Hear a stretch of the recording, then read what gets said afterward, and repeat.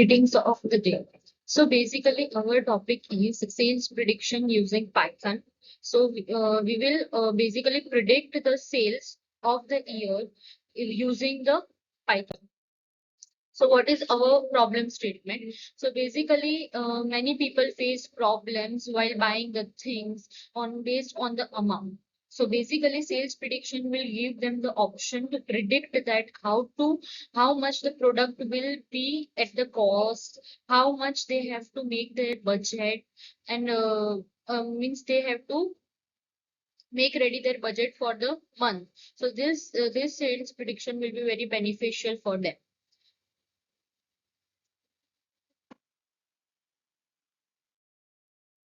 So the methods and the libraries that we have used, NumPy for the data analysis and the manipulation tasks, Pandas for the pre-processing part, and Matplotlib for visualization. Seaborn for also it is also like Matplotlib. Also we have used for visualization only, and we have used the linear regression also for this.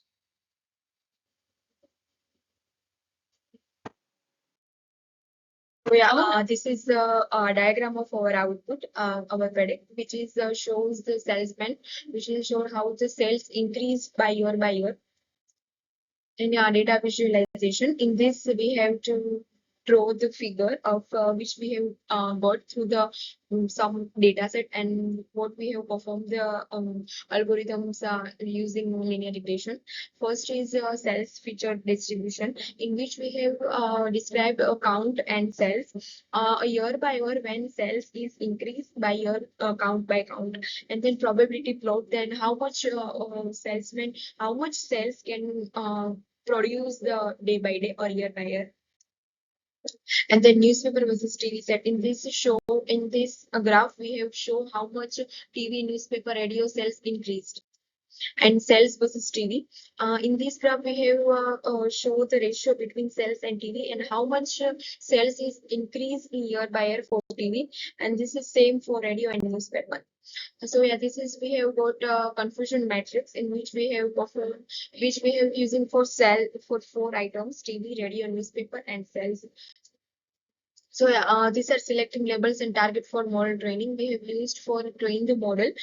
First of all, we have divide some data into divide cells in y axis and the cells or newspaper in x axis, and then we have splitting the data into train, test, and split train model.